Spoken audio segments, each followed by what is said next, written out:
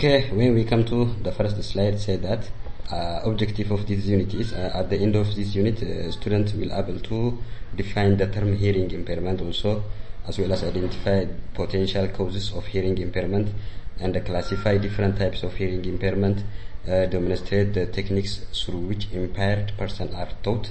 So all of these are the things that student will be understand after end of this unit. When we come to the first topic, say that the normal hearing system. Before going to the normal hearing system, let us define the term ear. Ear is an organ of hearing and the balance. Ear malka la dhaho waa dhag. Dhagtu waxa weeyaan is an organ of hearing and the balance.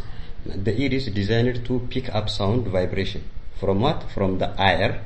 It pick up sound vibration from the air to ultimately pass this information to the brain. When we say brain, it is a place where it can be what? Interpreted and respond to what you hear, okay?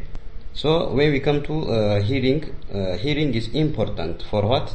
Language development, precision of speech, concept formation, social and emotional development, school adjustment. For this all, hearing is very, very important, okay? Okay, when we come to anatomy and the structure of the human ear, the ear is divided into three sections, okay? The outer ear, the middle ear, the inner ear. When we say the outer and the middle ear, this is function only for hearing, okay? The outer and the middle ears function only for hearing. While the inner ear are also serve the function of balance and orientation, okay? marka af Soomaali ku celino dhagtu waxay u qaybsantaa saddex qaybood: inner ear, outer ear and the middle ear baa la dhahaa. Outer ear iyo middle ear is responsible or function only for hearing. Waxay ka dhigan tahay dhagaha banaanka iyo kuwa dhexe waxay u shaqeeyaan oo kali ah maqalka, okay? While the inner ear also serves the function of balance and orientation, okay? Okay, the outer ear include what? Okay, the outer ear includes what?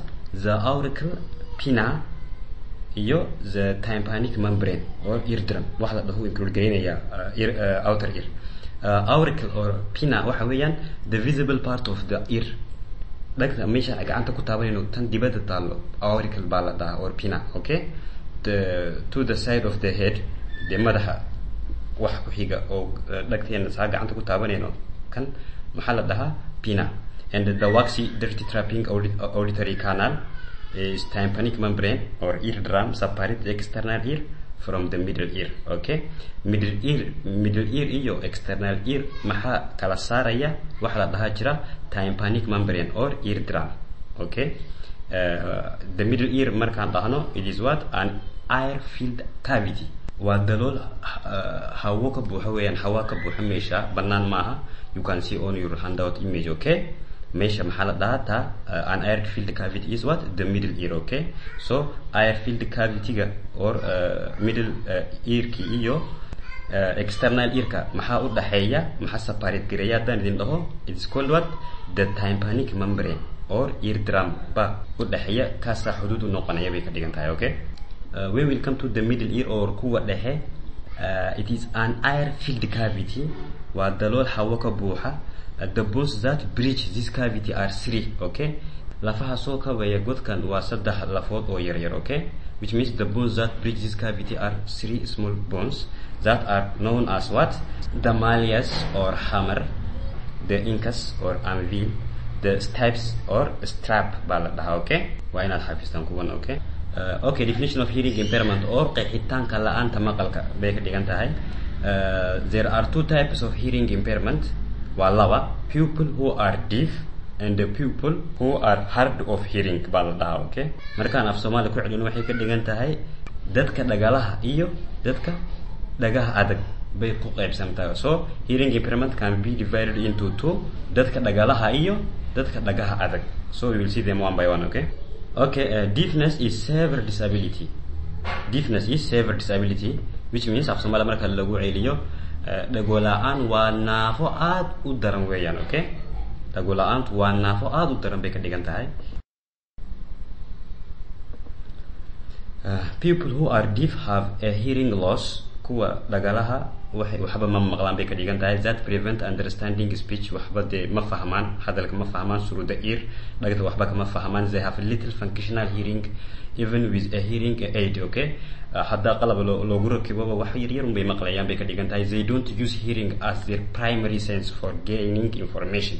De maqalka as primary kuma isticmaalaan inay information-ka ku helaan. Okay, so deafness means a hearing impairment that is so severe that the child is impaired in processing linguistic information through hearing with or without amplification that adversely affect a child's educational performance. Okay, when we come to hard of hearing is less severe disability.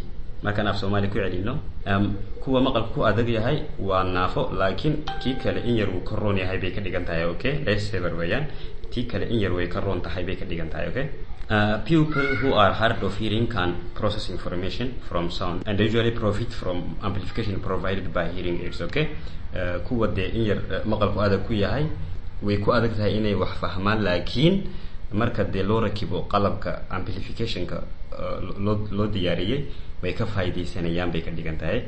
Hearing impairment means impairment in hearing. Okay, whether permanent or fluctuating. Okay, that adversely affects a child educational performance, but that is not included under the definition of deafness. They can marka hearing impairment noqdo or hearing hard of hearing noqdo, kuwan dhagoole lama dhaho, laguma qeexayo kuwan dhagala waa dhagoole intaan dhahano, kuwan xagga kuma qeexayno because way maqlaan bay ka dhigan tahay, but way ku adag tahay. So this is the concept. Okay, when we come to types of hearing loss, there are two types of hearing loss: conductive and sensorineural. Okay, marka af Soomaali ku celino dhagoolnimada laba nooc baa jira, which means conductive hab dhaqan iyo sensorineural oo derin celin.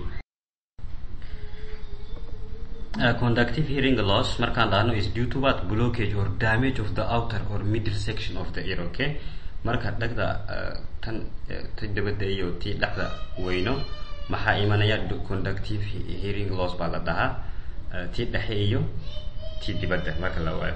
Conductive loss are generally considered to have less severe effect than sensorineural losses. Okay, markaas garab dhigno keebaa dhibaato badan ka leeyahay waa sensorineural losses. Okay, because conductive is less severe effects. Okay, sensorineural hearing loss occurs when there is damage to the inner ear or auditory nerves. Sensorineural markaan dhahnana wax weeyaan marka dhagteena xagga gudaha dhaawac weyn gaalo marka waxa imaanaya weeyaan. Okay, gudaha kii kale waa dibadda iyo in the middle. Okay, this one laakiin gudaha dhaxdeeda markuu nabarna gaalo, that is called sensorineural. But you have to know that diagnosing mixed hearing loss is often a difficult task. Okay, hadduu tusaale labadan isku mix gareeyo oo dhibaato labadaba hadduu leeyahay ninkaasi aad bay u adag tahay inaad de wax loo qabto. Hadduu conductive hearing loss leeyahay iyo sensorineural hearing loss hadduu leeyahay ninkaasi, it is very difficult. Okay, to help that kinds of person. Hearing impairment is also described in terms of it's being what? Unilateral iyo bilateral baa la dhahaa. Hearing impairment waxaanu qaybin karaynaa labo, unilateral iyo bilateral. Marka unilateral dhahno present in one ear only, hal dhag unba dhibaato gaadhay kii kale uu shaqeeyaa bay ka dhigan tahay. Okay, when we say bilateral labaduba out of service markay noqdaan. Okay, present in both ears, the impairment present on both ears. Okay, most children in special programs for the hearing impaired have bilateral losses. Arday u badan oo kuwa de special education u baahnaa waa kuwa laba dhagtooda labadaba ay dhibaato soo gaadhay bay ka dhigan tahay. People with unilateral hearing impairment generally have speech and language without major difficulties. kuwa de hal dhago dhibaato gaadhay oo ku kala shaqeeyo de way hadlaan, wayna hadli karaan, waxbana way fahmaan, wayna maqlaan bay ka dhigan tahay. Although they tend to have problem localizing sounds and listening in noise or distractive setting. meesha directionka like waxaas oo kale dhibaato way leeyihiin, xagee laga yeedhay waxaas oo kale ma garanayaan bay ka dhigan tahay. Okay, types of hearing loss. Hearing impairment may also be described in terms of its age of onset. Marka dee da'du in yar kacdo way iman kartaa. A child who from birth is unable to hear the speech of other people or will not be able to learn speech and the language as do children with normal hearing also may be possible. A child who acquires hearing loss after speech and the language are well established will need help in adjusting to the hearing loss and maintaining the ability to speak clearly. Laakiin waxa laga yaabaa kolkol ilmuhu ku dhasha dagalnimada laakiin kuwa iyagoo in yar wax fahmi bilaabay oo markaa kadib ku dhacday dagalnimadu kuwa ina loo caawiyo oo wax tartiib loo baro aad bay u fudud tahay bay ka dhigan tahay. Okay, pathology, disease or disaffection of the ear can occur in any of the three parts of the ear because all the parts of the ear are what necessary for normal hearing. The location of pathology will determine the type and the severity of the hearing loss. Marka pathology ga eegno what it say disease of the outer ear buudhaha waxay ka dhigan tahay cudurka dhagta dibadda waa kuwa xaggan hoos yaalla weeyaan. Malformation, nopina, absence of ear canal. Nopina markaan dhahno qolofka dibadda yaalla kankii dhagta ma jiro bay ka dhigan tahay. Absence of ear canal, tuubada dhagta dhexdeeda jaalla marka laga waayo.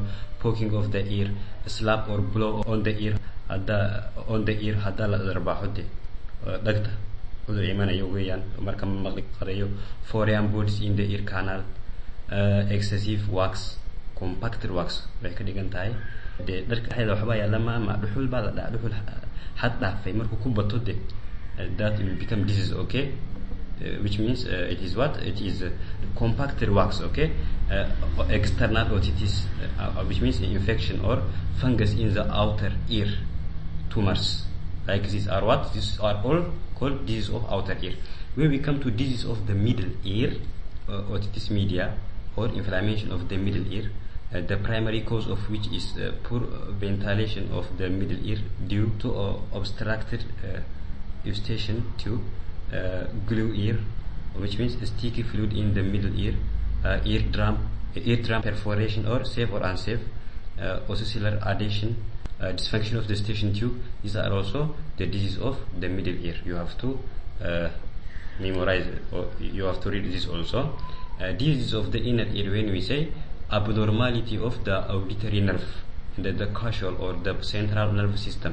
Some disease of the ear can cause partial or total deafness by keenan. So we will see cause of hearing loss in next audio. Thank you. Okay. Kabri Dahar College of Teacher Education.